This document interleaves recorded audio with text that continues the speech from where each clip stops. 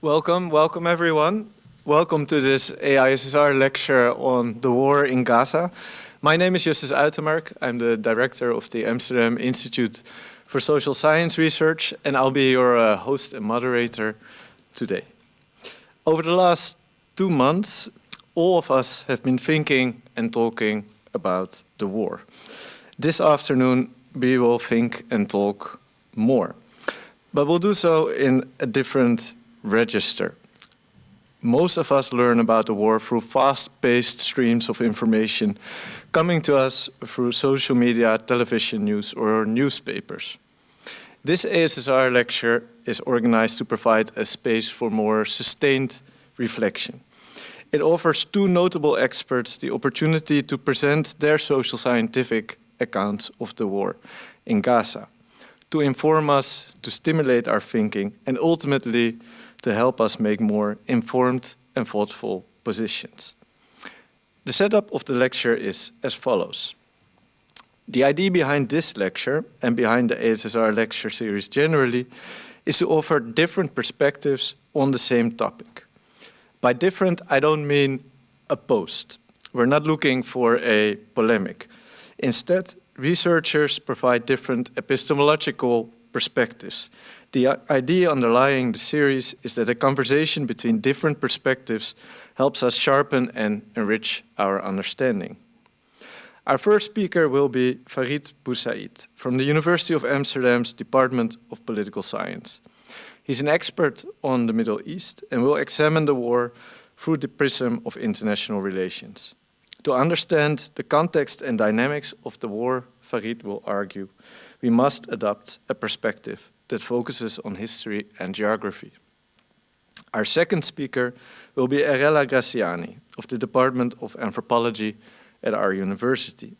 She will examine the multifaceted manifestations of Israeli nationalism and militarism through an anthropological lens, looking at the different sides and levels from the Israeli global security industry to the use of trees and forests in political practices. Erella and Farid will have ample time to present their views, each for about 25 minutes. Their talks will be followed by a conversation between them for about 15 minutes.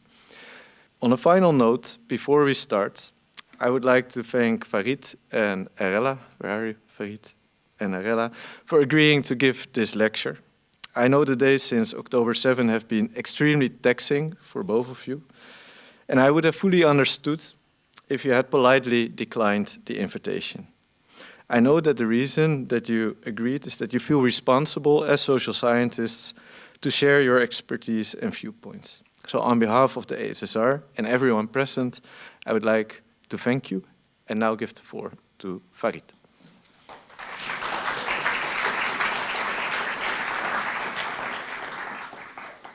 All right, thank you very much, Justus, for the introduction and for the invitation to speak here today. And also thank you as an audience for coming here today to listen to my talk and to Erella's talk, knowing that this is the end of the term and that we're all wrapping up our grading, the students wrapping up their essays, and we're trying to get ready for vacation. And also thank you, Erella, for sharing this platform together. So yes, that is indeed the case. When I was asked to come and give this lecture, there was a bit of hesitation and trepidation. And it has to do with the fact that it's a loaded topic. We are talking here as there is a carnage taking place in Gaza. And that also the topic is unleashing debates in society and also in academic circles. So yes, there is an unease to give this lecture, but the challenge is not that really. The challenge for me, at least, let me see if this works, is this. What am I going to say? I've got 25 minutes to speak. And so this is a stack of books. This is just a fraction of the book that I have on the Middle East or on the Israel-Palestine conflict. My laptop is crashing because of all the tabs that are open, the podcasts and stuff that I've been listening to. What can I say meaningfully in today's lecture that can enlighten you and be of interest? And so what I tried to do is basically summarize the lecture, organize around 2 points. And let me go first to show you a few of the things that I would like to talk about. First of all, the lecture is about the war, or the title is The War in Gaza, but I would like to pay also attention to what is happening in the West Bank. So the atrocities committed by Hamas on the 7th of October, yes, they came from Gaza, but they didn't come from Hamas, they didn't come from West Bank. Yet what we see in the West Bank is also an increase in terms of killing by the Israeli military, but also incarceration of Palestinians in jail. So that is taking place right now at the moment as well. The destruction is quite clear to see here. So this is for most of us, if you look at the civilian death and the predominantly civilians, mothers, women and children, you see that this is quite disproportionate. And so the two things that I would like to focus on today, one of them is about what we hear our politicians and others say, that Israel has a right to self-defense, and it has, if possible, proportionate defense. And my claim will be that that is a bit of a strange request, knowing the history of Israel of disproportionate use of force. And so my talk will go a bit in history to explain where this military doctrine comes from and how it has been applied throughout the existence of the State of Israel, but also before the establishment of the State of Israel. That's number one. The second point that I would like to speak about is what lies ahead. And so again, a lot of declarations about that we need to go back to a peace process the moment the guns are silent, and that we need a two-state solution. So I would like to go back to that and speak whether there is a possibility of a two-state solution at all. So this Israeli response, this military response, is clearly disproportional. And if we take away the moral argument of the use of violence, if we take away the legal argument about the use of violence and self-defense, let's just look at it from a more rational point of view. Is it effective, disproportionate force throughout history? It's a bit of an awkward question to ask, but people who do counterinsurgency, who do security studies, this is what they look at. So I looked at a few Israeli and American scholars who have looked at the use of Israeli military of disproportionate force and has it been effective or not. Okay, so I think it's quite easy to see. Basically, their conclusions is that collective punishment and this reprisal strategy of Israel is not effective. It may have been effective when it dealt with Arab states or nation states, but it has not been effective dealing with groups, Palestinians or Hezbollah in Lebanon. So that is one aspect of it. The other aspect of collective punishment, does it work in order to make people be less supportive of radical groups like Hamas?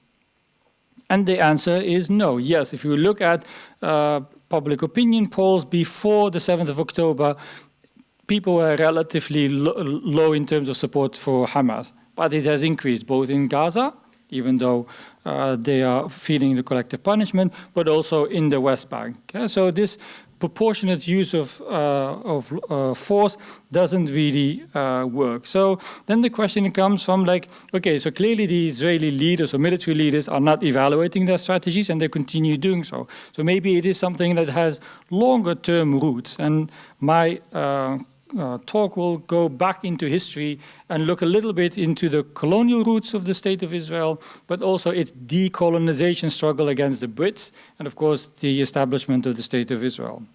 So that is the first point. The second point goes towards about the one state versus two state.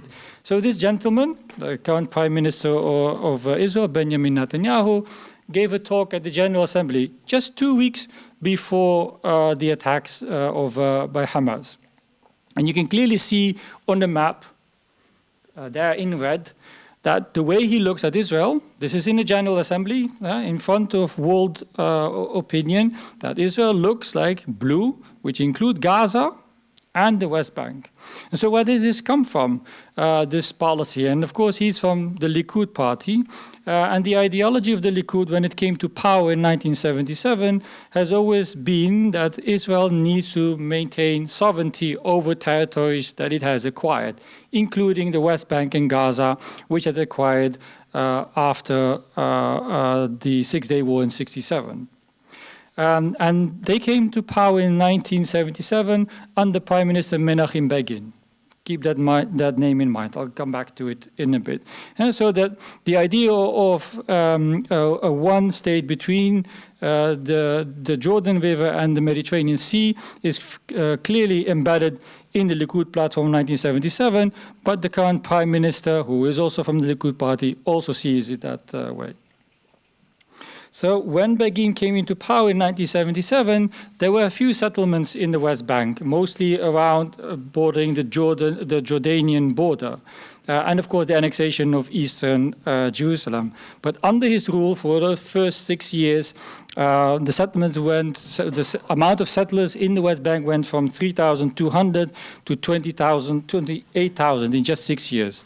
But this is child's play with what's going to come later on. Okay, so go back to the point that I would like to make about the use of force. So the colonial roots of the State of Israel, and specifically the iron wall policy. This is the doctrine, the military doctrine that has been dominating Israeli thinking from early on. And what I would like to emphasize is that the military doctrine, yes, it is in response to threat, or to perceived threat, but it also at the same time creates facts on the ground. One of them, for example, is 1982, when Israel invaded Lebanon and occupied quite a large bit of southern Lebanon all the way until 2000. Now, we're going to go back a little bit into history. I hope I won't bore you to death. I'll be quick. My wife always jokes that I'm a closet historian, but I think it is quite important to take history into account and also to look at the emergence of Zionism as a nationalist movement. So there are a few things that you need to know about, I mean, there are quite a lot of things you need to know, but for the brevity of my presentation, is that the Zionist movement came up as a nationalist movement at the end of the 19th century, early 20th century. And it is, of course, the age of nationalism. So many nation states have been formed during that time, so it was quite natural also for the Jews to think in terms of a national home. Whether that could be in Uganda or Argentina, some of the proposals made was one thing, but the other one was possibly looking at the Holy Land, which made sense from a religious connotation, connection, but also the fact that there has been a Jewish presence in the Holy Land from a long time ago. So the thinking, so this is the age of nationalism, but it is also, it came about in the age of empire. And I think this is a quote worth looking at. And so they did see themselves and also talked about themselves as part of a civilization mission, as part of colonization. It was not strange. That is the way people thought at that time in the late 19th century. And it also came in the age of migration, massive migratory movements all over the world. And that, of course, also included Jews. There's only one thing particular about Jewish migration, of course, it is that there's for negative aspects. So it is Jews are fleeing pogroms in Russia, Eastern Europe, but also let's not forget Western Europe. Dreyfus affair in France is an important reminder of that. And they go to various places. The major destination is the United States, but some of them also going towards the Holy Land. And at that time, what we now call Israel and the Palestinian territories was firmly under the control of the Ottoman Empire. So they understood that this migration, the idea of conquest of land and labor, so the attachment to land was quite important in the early days. But I think it's important to remind ourselves that the Zionist movement in the early stages was a secular movement, of course with very strong socialist leaning.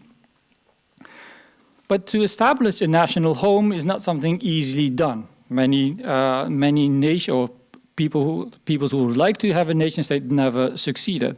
And so the Zionist movement understood that in order to do so, they needed a patron, a great power. And the great power at that time was Britain, who took over what we then start calling the Palestine Mandate after the demise of the Ottoman Empire after the First World War.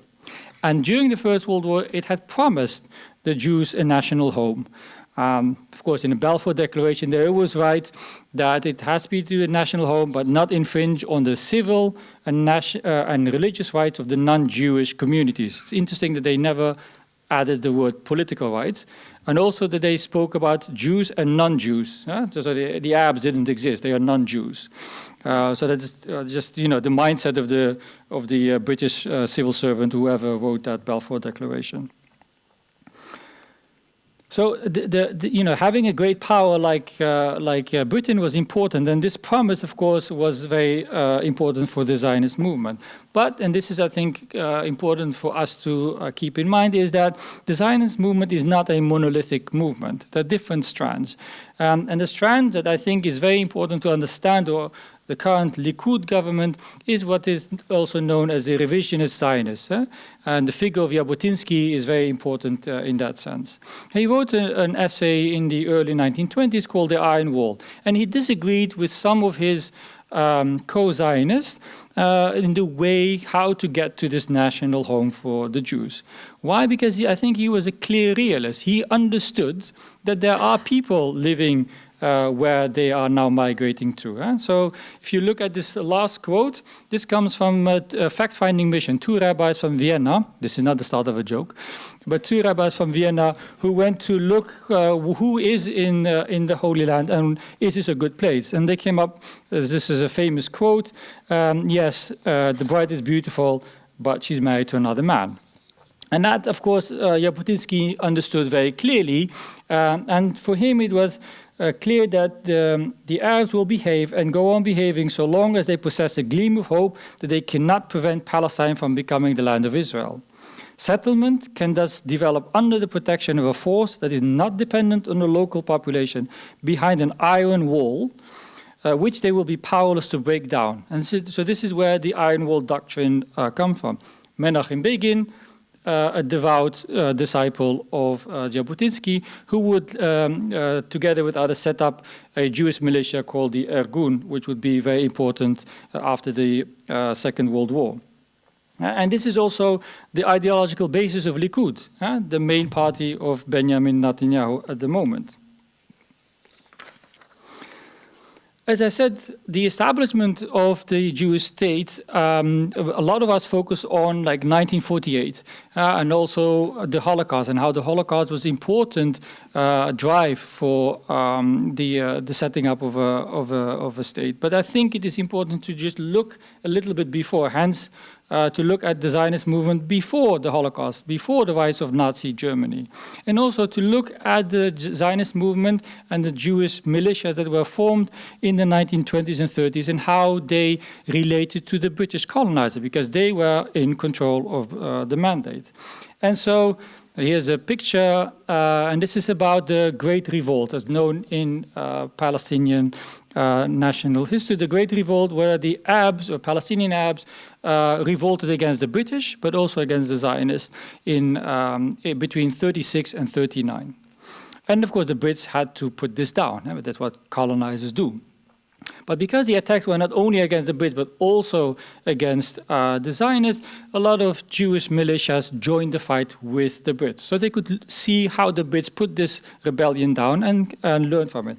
A few things that they did, the Brits, collective punishment. So you see the rounding up of people, concentration camp, exiling leaders, targeted assassination, use of force, massive force being sent to the Palestine Mandate, first 20,000 and then another 25,000, but also collective punishment, the blowing up of a whole village suspecting of harboring rebels. So this is what the Brits were doing. This is what they were doing also in other places. The Irgun and the Haganah, two important Jewish forces, fought with the Brits and learned or saw what the Brits were doing. The Brits, of course, yeah, they put it down, but they also think we need to find a political solution for this because this is going to continue all the time. And the Brits, they have always one idea: partition. They've done it they're going to do it in India and Pakistan, but partition is also something that they thought about doing in the Palestinian territories. And this is also basically the basis of the two-state solution that we're still talking about nowadays. Now, fast forward a little bit, going to the phase from the struggle between the Brits and on the one side and the Jews on one side and the Palestinian Arabs on the other side, and we just go to the Second World War. Now, clearly, the Brits also abandoned the idea of helping the Jews setting up a national home because they wanted to appease the emerging Arab states, but also the Palestinian Arabs. And the Jews were, of course, and especially the Zionists among them, were mightily disappointed. But the greatest threat was, of course, Nazi Germany. So fighting Nazi Germany took precedence during the Second World War. And again, here they fought along with the Brits, so they gained a lot of fighting experience. Now, of course, the Holocaust led to increased wave of migration to the Palestinian Mandate. And just at the end of the Second World War, when it was clear that Nazi Germany was going to be defeated, the Jewish forces turned their eye against the British. And so it became now a decolonization war against the Brits, but also attacking the Arabs. And here I got a few examples. So the building over there, for those of you who don't recognize it, is the King David Hotel in Jerusalem. Which was targeted by, I think, the Irgun at that time, and killed quite a lot of people. It was the civilian and military headquarters of the British. The UN mediator in 1948 also killed not by the Irgun, but by the Stern Gang, another Jewish militia. And so you can see here a poster, a wanted poster, or that's just, I don't know if you can see it. This man over there is Menachem Begin, a leader of the Irgun. And so the use of terror in order to get a state was used quite heavily. Now, what did the Brits do?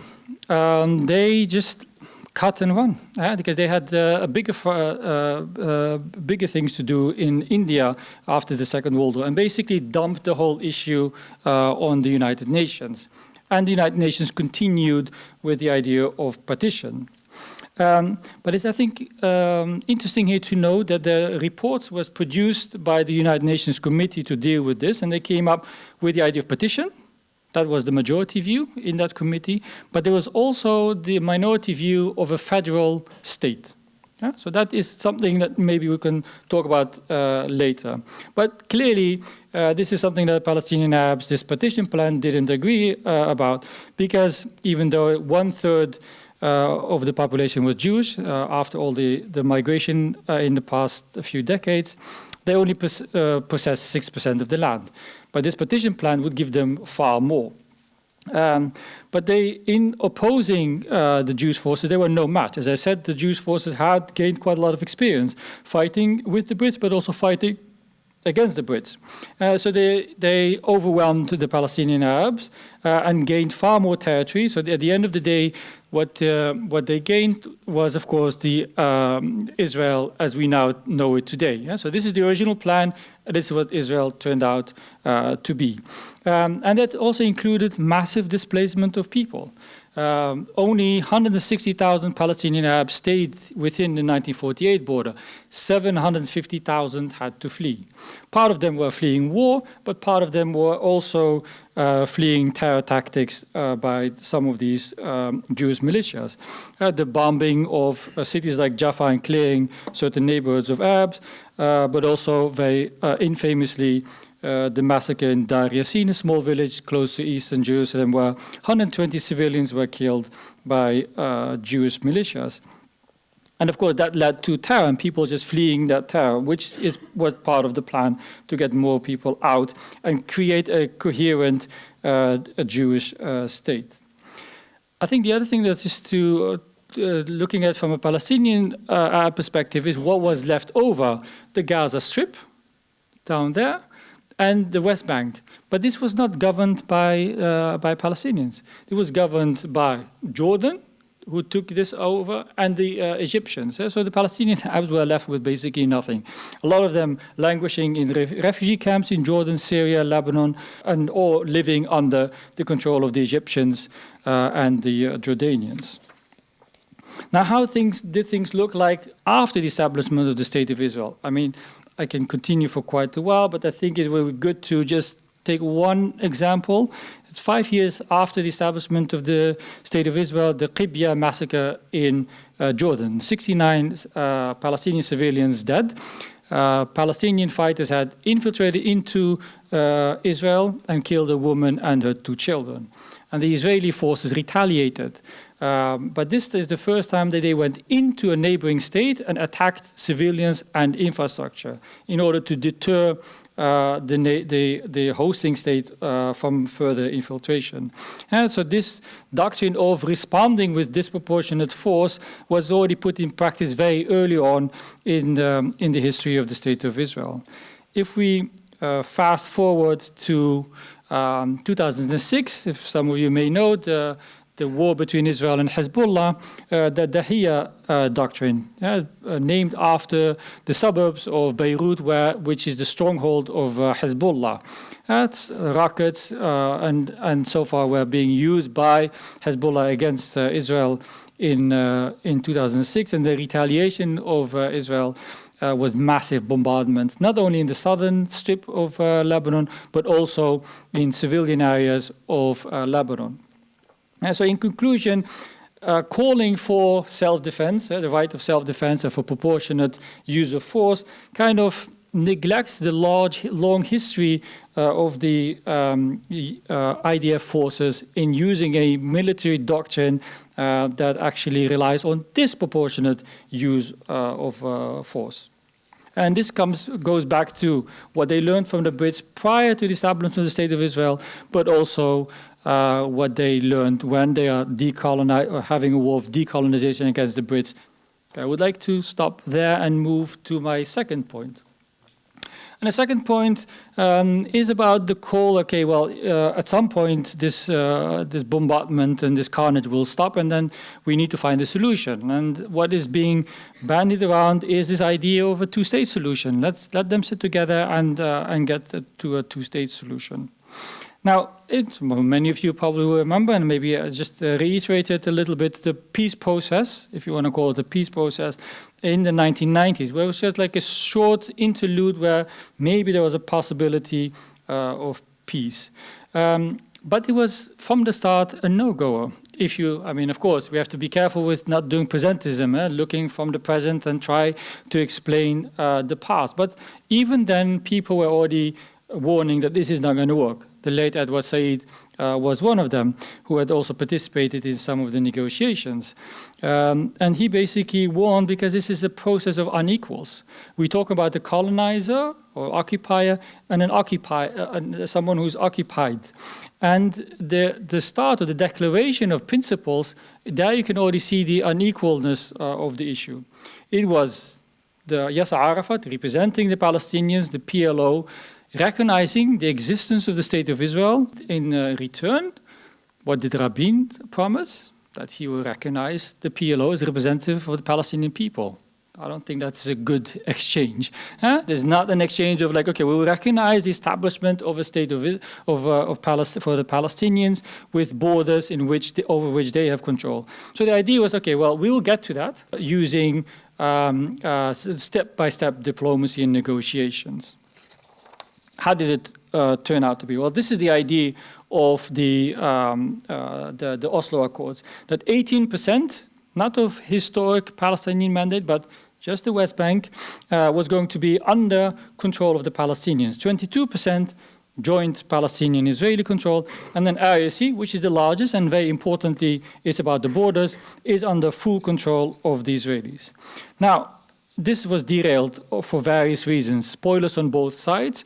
On the right of the Likud, mostly Netanyahu was very vocal about it. There was clear disagreement about the establishment of a Palestinian state. And similarly, also on the Palestinian side, groups like Hamas did not think this is a good strategy. And both of them engaged in activities to derail it. And I think one of the most dramatic one is, of course, the killing of Yitzhak Rabin, the negotiator and the prime minister in '95, 4th of November. I remember it because it was my birthday, but that's not the reason why he was killed. So the spoilers on both sides, especially on the religious right, on the Likud, was so bad that there was an atmosphere of hatred towards people like Shimon Peres and Rabin, and an Israeli extremist killed him after I think it was a demonstration where he was. Okay, so because of the limit of time, how did this peace process turn out to be? So I've got quite a few figures for you. This is from a Israeli Peace Now organization, and they just looked at 30 years of Oslo, and we're now 2023, so this is from 93 onwards. Settler population, increase of 332% in 30 years. This is in the West Bank.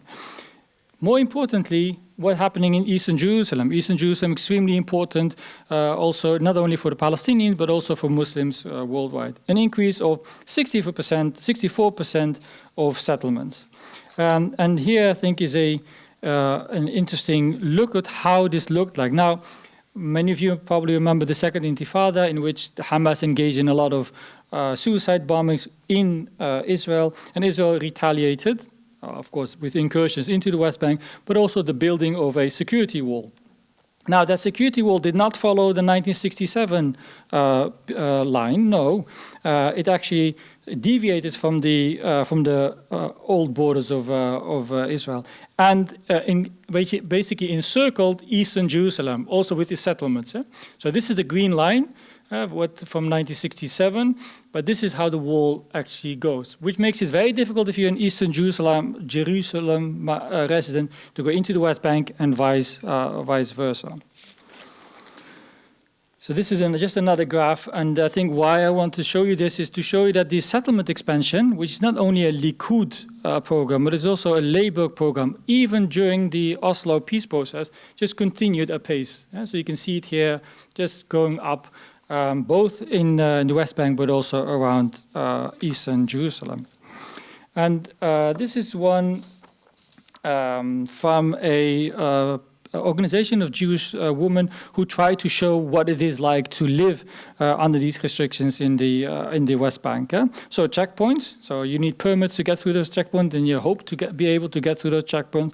But there's always like occasional checkpoints, partial checkpoints. Sometimes you go on the road. Yesterday was no checkpoint. Today there is a checkpoint. If you need to go for your exam, if you need to have an interview, if you need medical thing, or if you just need to go to work or to visit family, that is quite bad. And then, of course, the security wall that is there.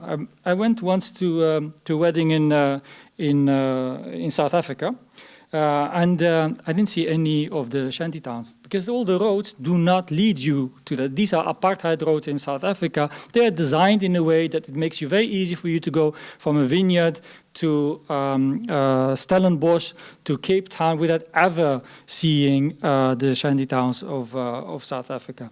And this is not much different here on the West Bank.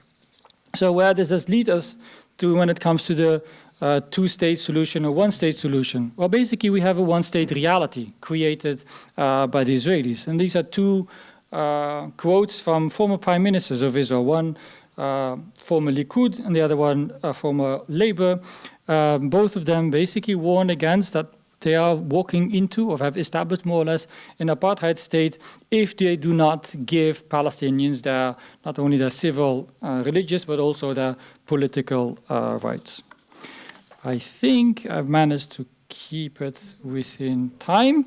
So I hope these are the 2 points that I wanted to make clear. The historical roots of proportionate use of violence, but also the unrealistic idea of a two-state solution. Okay, thank you very much.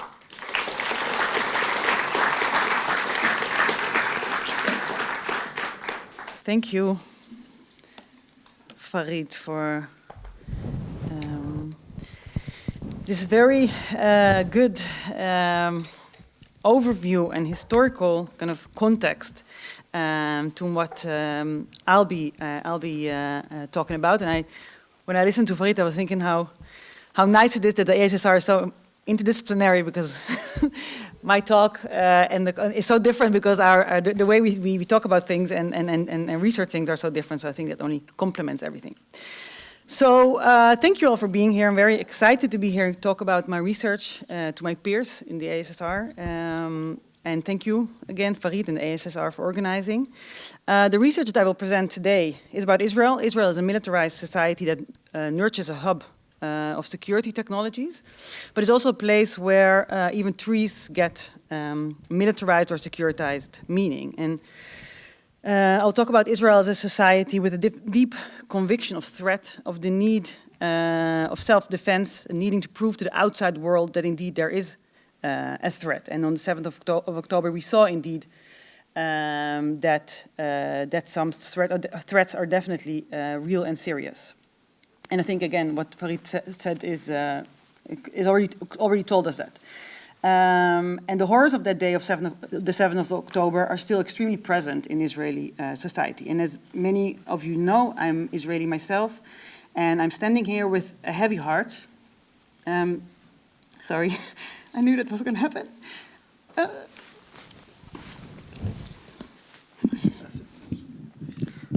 okay, thank you. I'm just going to breathe.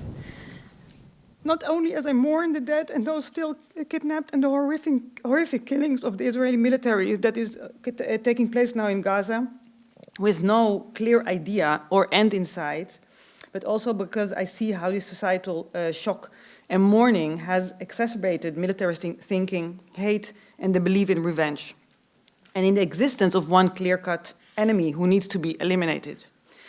So as an anthropologist, and human, I cannot ignore my positionality in this. My background influences not only who I am today, but also the way I chose to research these subjects in the last decade even, and what kind of social scientist I've become. So I want to thank again the AISSR, and especially Justus for giving me the chance to share with you this with you today. And my introduction to thinking critically about Israel came when I was studying a year at the university in Tel Aviv. And I followed the course on the sociology of the Israeli society, and one of the modules was called Militarism in Israel. And I was intrigued, especially because at that time, my peers, my childhood friends, and my staff brothers were all serving in the military, the IDF. My father was a reservist and was called up till late in his 70s even. And I saw firsthand what kind of effect this had on them, on family life, on society as a whole. And my first research questions then concerned militarization and what it meant if so many young people were sent off to become part of a violent institution, some of whom were sent into wars where they wouldn't come back from. And unfortunately, we see this happening again today. And this militarization is not only seen through, it is not only recognized through physical and aesthetics of the military everywhere in the street if you go to Israel, it's also ingrained in society as a deep understanding of how the world works and how problems should be solved, into what life's logic is. Baruch Kimmerling, who's a famous Israeli sociologist, has called this a cognitive militarism, by which he means the existence of a mental cognitive processes with which things military become the norm. There are no questions asked when children are sent into the military, when soldiers in uniform are teaching small children in class, when these same children are preparing packages to send to the soldiers at the front. Because in Israeli perception, those soldiers are, and even I think even more than in the US context, are boys and girls. They are indeed one's brother, father, cousin, partner. And especially now when we see that 360,000 reservists were called on the 10th of October after the attacks of Hamas, you can imagine what impact this has for a country that is half the size of the Netherlands. And this understanding that militarism is everywhere, and that military logic is the logic that holds together not only the government but also schools, where former military commanders are employed and become managers, companies as well, teaches us about what kind of society Israel is, and how Jewish Israelis are formed to be nationalist Zionist citizens.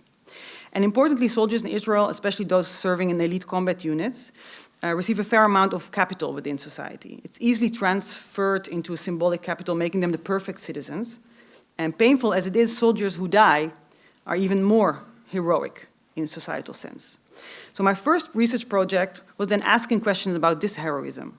I began to study the narratives around fallen soldiers, fallen, not dead soldiers, and this was my first important find, the mythical status of those young men who fell so the rest of us could live in peace. And I questioned the rituals of Memorial Day in which there are no regular media program, for example, only sad music, only sad programs that forces the whole society to be sad. The state orchestrates one mood, as it were. And at the end of the day, and in Judaism all holidays start in the evening and end in the evening. So at the end of the Day of Remembrance, with the appearance of the first star in the sky, a very stark shift is made, and the mood is lifted, and Israel's existence is celebrated with Israel's Independence Day, with songs and barbecues. So this very connection is deliberately made between death and life, and this heroification is complete. And at the same time, when I was doing this research, as an anthropologist, I was also really intrigued by dissident voices, those voices that did not go along with this state-led narrative. And these were mostly voices of women, feminist organizations that opposed the militarization of society, and also a very specific group for those days, and those were the four mothers. And Farid already said something about the occupation of the south of Lebanon. That was exactly in this time. And these mothers, there were four, and others joined them later. They said boldly and very courageously, I thought, we do not want our sons to die in an unnecessary war. And this war, indeed, was the 20-year occupation of southern Lebanon. And young soldiers were dying there while everyone knew that the occupation was pointless because, again, there was no more security. It didn't give Israel more security. And indeed, one day in 2000, the Israeli military withdrew and the occupation of southern Lebanon was over. And all these young men had died for absolutely nothing. But the Israeli narrative of the fallen was so strong that these dissenting voices always stayed in the margin. But for me, also personally, they really influenced my political thinking. And we see now again, with the war in Gaza, extending and many soldiers being killed in action, that also now there are organizations of parents, of mothers who come to the fore again and really speak from this positionality of motherhood. But my interest in Israeli nationalist quest and its militarism was really triggered, and I began to see how these powerful narratives could be found everywhere in society. It is seeped into it. And as a scholar of violence and conflict from an anthropological point of view, I've always believed we need to understand also the perpetrators of violence, the powerful as well as the powerless. And in anthropology, while it's changing quickly, there's still a prevalence of studies of victims of power and those in the periphery. And while these are very important, I decided to continue researching those who are taking part in the violence and its lived realities. So I continued with the study of soldiers and soldiering in the occupation in particular. And I became increasingly interested in what young conscripts in the military went through and how they gave word to their experiences as part of a violent occupation. And this was in the time of the Second Intifada.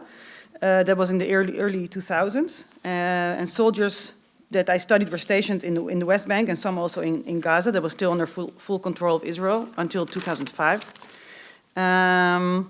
And actually, this is exactly one of those checkpoints that Farid also just talked about and showed on the map. And these were very many, they're very different forms, but these are basically the settings that I studied. And I theorized the narratives of these soldiers as part of moralities of soldiers, and I was interested how they were formed. So I specifically looked at the realities of being a soldier in the context of violent occupation and the physical and cognitive, emotional consequences of this work on their moral outlook in life. And my main conclusions was that an outspoken moral numbing was taking place, realized by the different forms of physical, cognitive, and emotional numbing. that came through daily activities by soldiers as soldiering the occupation, as being part of the occupation. And my work was in conversation with social psychologists and social scientists who wrote about the use of violence that started especially after the Second World War, such as Zimbardo, Browning with his work on Battalion 101. Many of these authors emphasized the importance of situational factors when trying to understand the use of violence. So there were ideas, of course, people are, there are just monsters, it's something, it's something in your mind, the way, if you can be that violent, but we know, of course, that there's much more to it, and often the situation, the context in which violence takes place is really important. So, for example, how soldiers are socialized, what ideas they are thought to believe, what others they learn to fear or even hate are important. And also the work by Kelman and Hamilton, Crimes of Obedience, many of you probably know, about the My Lai massacres by US soldiers was very important here as well.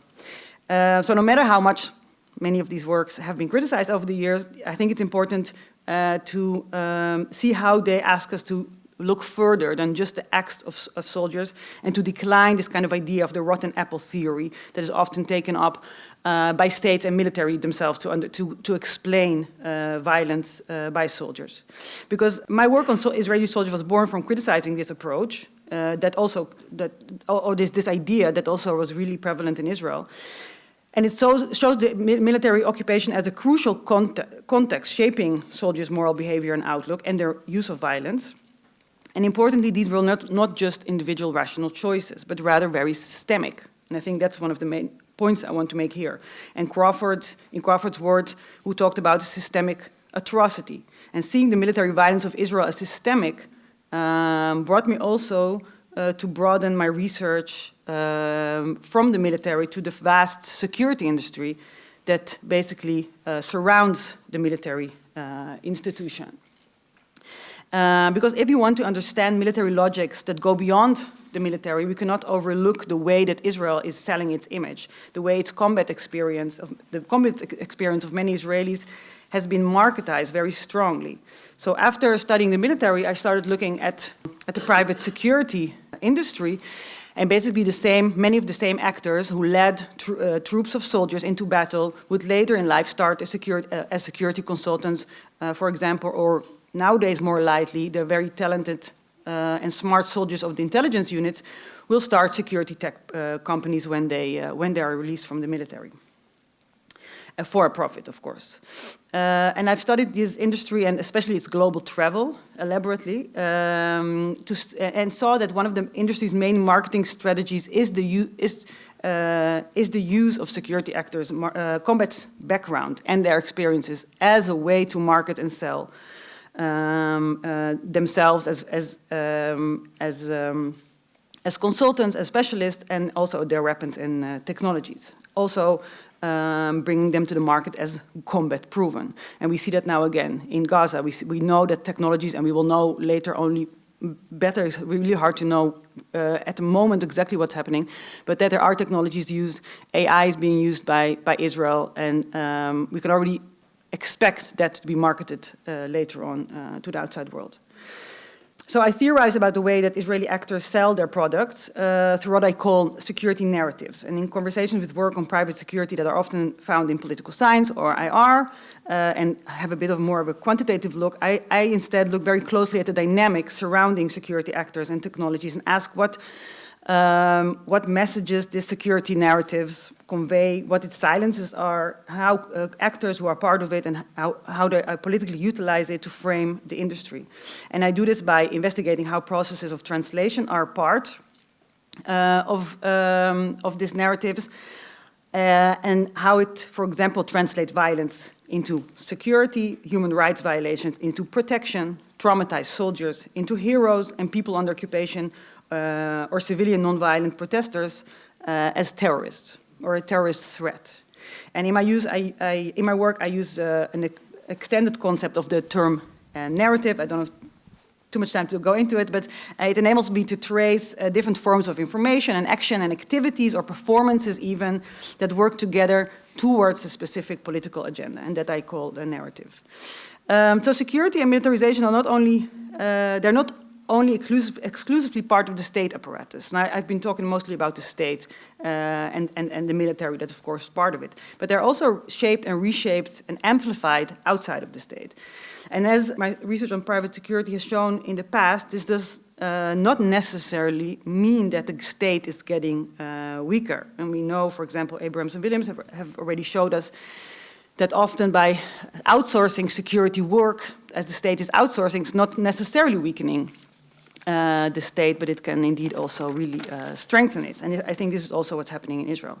And this brings me also to one of my latest research project, which has, again, widened the scope of security beyond the state, from the security industry to non-state security groups and their development. And with my colleague Nir Gazit in Israel, we have framed the activities of some of those groups as a kind of soft militarism, which is spread and constructed not through the state institutions, but through educational and volunteering work, such as agricultural work.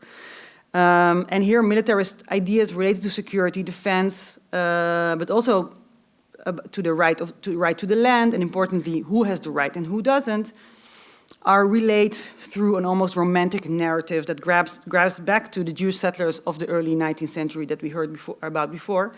And these new Jews, as they were called, were to become the prototype of the Israeli who was not weak and backward, as European Jews were seen, but who would be strong and would defend themselves.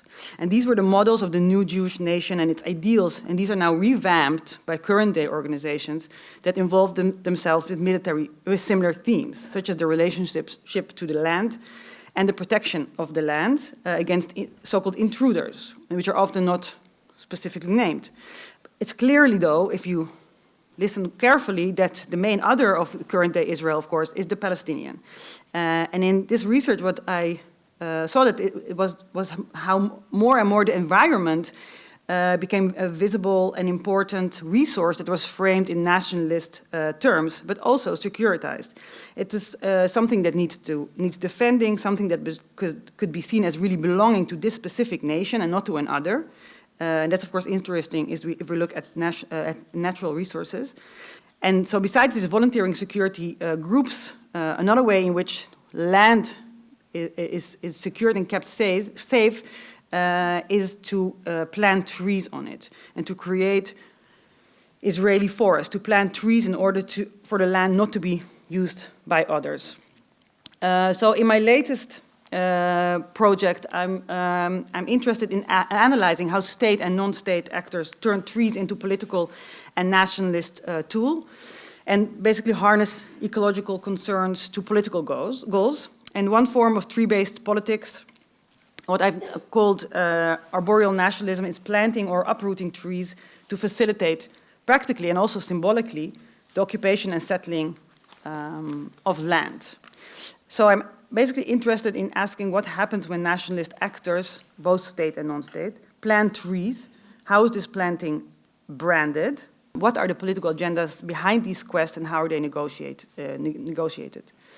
And importantly, how are such practices, again, militarized and securitized? So, because you might think, wow, there's a lot of different projects, but for me, they all really fall under the same idea of this very deep militarized thinking. So even when we're talking about the security industry or about these activities around trees, they're really going to a same direction. Briefly, in order to understand a bit more about these trees and the securitization of trees and the idea of forest, vis-a-vis a specific or a perceived threat, I need to briefly mention Kakalo, the Jewish National Fund. This is it's not a forest, but it's called a forest, and the Kakalo everywhere has signs of all the mostly American Jews who have been donating their money in order for trees to be planted in the Holy Land. And before the founding of Israel, so that's really also the period that Farid was talking about, this Zionist fund was responsible for almost all the land purchases that would lead to the development of the state.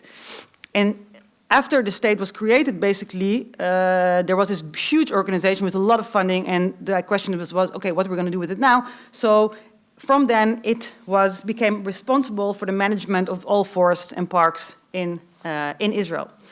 By its own account, Kakar or the JNF has planted more than 250 million trees in Israel, and it's purposely a very complex organization. Even people higher up in the organization don't really understand what it is exactly. I won't go into that anymore. But it's very, very powerful. It's huge, and it's very, very rich. Has a very, very huge power within Israeli politics, but also outside of it. As you can imagine, mostly in the US. There's a lot of lobby groups. And Kakal is very instrumental when it comes to planting trees and forests in Israel. It also was very instrumental to hiding a lot of the crimes that Farid also talked about in '48, and in many places where there were villages that were destroyed, forests were planted, and this was also all done by Kakal, but I won't get into that now. For me, at this moment, I'm interested to look at what you could call, I have not coined this, an arboreal kind of assemblage where the Israeli state, through an organization as Kakal, but also with these very violent but very powerful settler organizations, use this tree planting and the ideology of tree planting that's very important in Zionism to further their political agenda and fortify the exclusionary character of the Israeli state as a Jewish state. And these state and non-state actors are then involved in the planning, planting, and imagining of forest in the Negev desert. That's where my current research is, in the south of Israel. And much of the planned forest is planned with an overtly political agenda, namely as protective or security planting. That is actually how they are called. They are explicitly meant to block others from using the land. So the act of, I'm interested in the act of planning, whether they're not really planted or not. It's about imagining a Jewish or Zionist forest, basically. And one strategy that is used is a distinction that the state makes between agricultural plantings and forest plantings. And then there are different rules in play. Again, we don't have time to go into that. But it's very, I think the most important idea is that what is really happening is that the trees are really planted literally as if they are soldiers in defense of this Jewish land, right? Iris Braverman has also written about this, but this is really almost literally how they are seen. Once we plan the forest as a Jewish forest, as a forest the Jewish state Israel is planting, then it's ours, and then no one else can use it. So it's all part of this very, again, coming back to this very idea of this systemic, the way these trees are instrumentalized and securitized. And even though many in Israel want to see the settler violence, and settler violence often we see it in the West Bank now definitely, but these are settlers that are also within Israel using violence against Palestinians and Bedouins, for example, within Israel. I think what's really important to see is that while often many in Israel also want to see this violence as, occurring outside of the state, or even in opposition of it, but I argue that it's part of a very much larger kind of assemblage that includes state policies, and it's very ingrained into state policies. And it's not often visible, but these settler organizations are very much involved in policymaking on the ground. And today, we see these actors work together even more clearly. We see how, while the military is very active in fighting in the Gaza Strip, settlers and soldiers are uprooting Palestinian families from communities in the West Bank, and hundreds of communities have already been uprooted since the 7th of October. So again, coming back, this is all kind of a systemic approach to securing land, either in the West Bank, in the Area C, as we saw on the map, that's really strategic, or within Israel proper, or 48, indeed of kind of transferring Palestinians from their land, which is still, as I'm arguing, still going on, and this can be either, as Farid showed, with direct military power, but also through other different means. But it's the same discourse.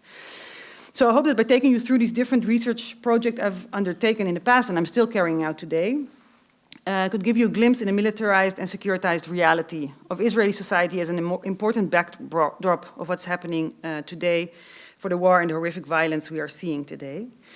What I believe we need today, and that is really how I'm going to finish, is an immediate ceasefire and a hostage and prison exchange.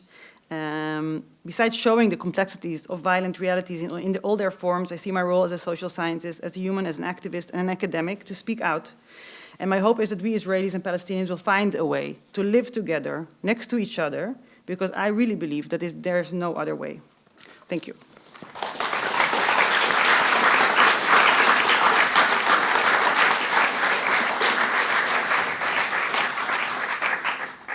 Okay. Yes, so I'm going to take the first question. You've been talking. Okay, so I'm just going to ask, and then Farid can talk. So first of all, yeah, I hope that the audience could make the connections between our stories. I think there were a lot of lines there, and you gave a lot of context about Israel reaction and its proportionality and the history of it. And I was wondering if you can say something more about Hamas as an organization, and also why Hamas came to action now. Like what could be its its strategy? What does it want to achieve, basically? Yeah, thank you very much, Erella, and also just listening to you. Every time I learn new things. And yes, we did not really coordinate our talks, but I think they're very complementary in that sense. Yeah. So speaking about Hamas, and this is, of course, I mean, I hate to say it, but I still will say it. I mean, I'm trying to explain Hamas, but it's not to justify Hamas actions on the 7th of October and the crimes they committed. So just as a disclaimer there. But I mean, an organization that commits such act and is able to have almost 3,000 men breaking through a high-tech fence, overrunning military bases of Israel, one of the strongest military powers. Clearly, it has been some strategic thinking behind it. So why now? And I think maybe it was quite interesting to when you then start clicking and looking for what was literally what was Hamas thinking. Many people had the same title for their pieces. So I tried to collate that.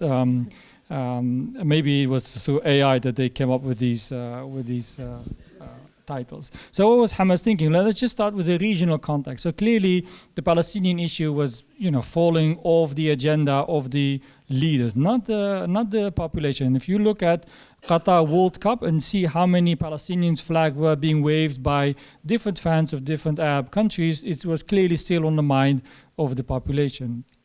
And Hamas, I think, understands that context, that Arab public opinion is still very much in favor of the Palestinian issue. But they could see regionally that the Saudis, for example, are getting closer to a peace agreement or normalization agreement with Israel. But other countries have already preceded them. Bahrain, the United Arab Emirates, Sudan, and Morocco under the presidency of Trump. So I think that is the regional context. Now, internationally, they also notice that we are living in very uncertain times. The Russian invasion of Ukraine and the mass mobilization of support for Ukraine, military support, I think that creates already quite a loaded international environment. And it also meant that the Security Council is more or less paralyzed. I mean, Russia is going to use everything it can to sabotage things in the Security Council. So knowing that the United Nations will also look paralyzed under the circumstances. Now, the leadership within Gaza is pretty hard line. I mean, the main leader has spent decades in Israeli prison, and he knows Israel and how Israel reacts. So he knew that this is going to happen, and that yes, some kind of this kind of proportionate reaction was going to take place, and what will probably take place is a reoccupation of Gaza or parts of Gaza, and the cleansing of Palestinians further south, or maybe even into Egypt. And maybe this is what Hamas wanted. Because if you look at the way they've accused us, basically there's a division of labor. You got the Palestinian Authority in the West Bank, and you got Hamas in Gaza. But it basically meant that they are doing the job of the Israelis, keeping people alive in Gaza, under the whatever mercy the Israelis will give them in terms of products, and they are fed up of being under this kind of control. But even more so, people think, well, Gaza and the West Bank are the two separate entities, but Gaza may be actually the prototype of what Israel wants to do in West Bank. And this is not an original thought from me, but it's from Bakoni, and it's a very interesting researcher, Tarek Bakoni, for those of you who are interested in it. Basically, he said what Israel did in Gaza by taking out the settlements and keeping Palestinians there, and then encircling it. This is probably what they're going to do also in West Bank. I mean, they're already doing it, but they're doing it even more so, like making life or the spaces for Palestinians in the West Bank smaller and smaller, and just encircling in it even more. So Gaza is a prototype of what may be coming or is already underway in the West Bank. So they felt that they were being used again by Israel to keep the peace. And also Hamas is an offshoot of the Muslim Brotherhood. And the Muslim Brotherhood already in the 1980s was seen as doing the work for the Israelis in the occupied territories by providing charity social services. It basically made it life a little bit easier for the occupier and the Israeli state to deal with the Palestinians in the West Bank. And this is why Hamas was created as an offshoot for the Muslim Brotherhood, because it thought this is not how we should be living under the occupation. We should actually resist the occupation. Now these are two pictures I took in 2005 in Ramallah. So I was staying in Eastern Jerusalem, so Ramallah was easy to get to. And this is a demonstration staged by Hamas in Ramallah. And Ramallah is the heartland, or basically the strong place of the Palestinian Authority. And what is interesting, while I was taking pictures, the Palestinians next to me were also taking pictures. So for them, Hamas is like an interesting entity just coming to the streets. They were brandishing weapons, but they're all plastic weapons, which I also find interesting, except for the bodyguards standing next to the speakers. And Hamas participated in elections in 2006 and won these elections.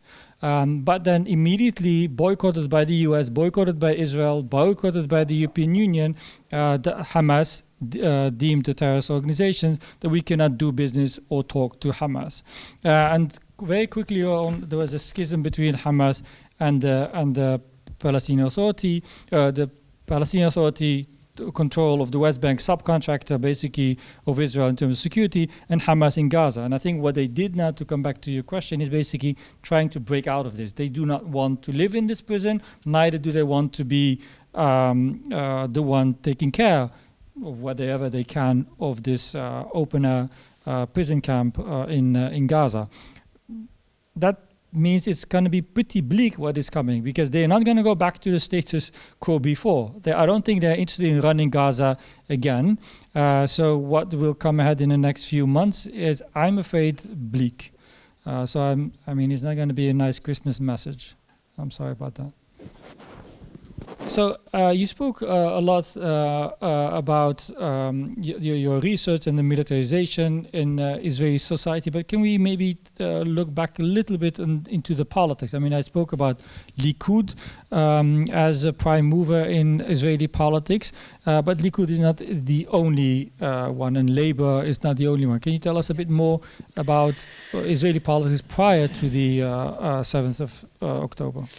Yeah, so what we've been seeing in Israel for the last, I guess, year now, is the most right-wing government that we've seen up till now. So while in the beginning of Israel, the labor movement was much more, for many years until the 70s, actually the labor movement was leading in the 70s. Likud took over in a shocking election, but after that it's been on and off. Likud has now been already for a long time. Benjamin Netanyahu has been prime minister for a very long time, even though with a small break.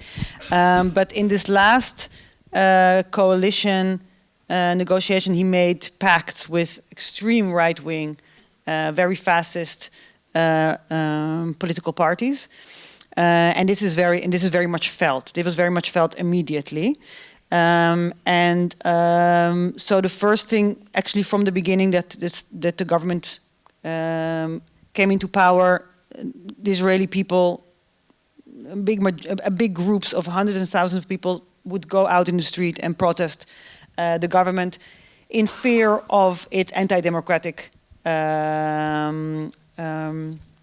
of the anti-democratic developments. There are different laws that they were going to implement that are still on the table. Of course, they're now taking a back seat, but that were seen as quite very dangerous for the freedom that people in Israel felt they had. And when I say these people that went on the streets, these were basically almost only Jewish Israelis.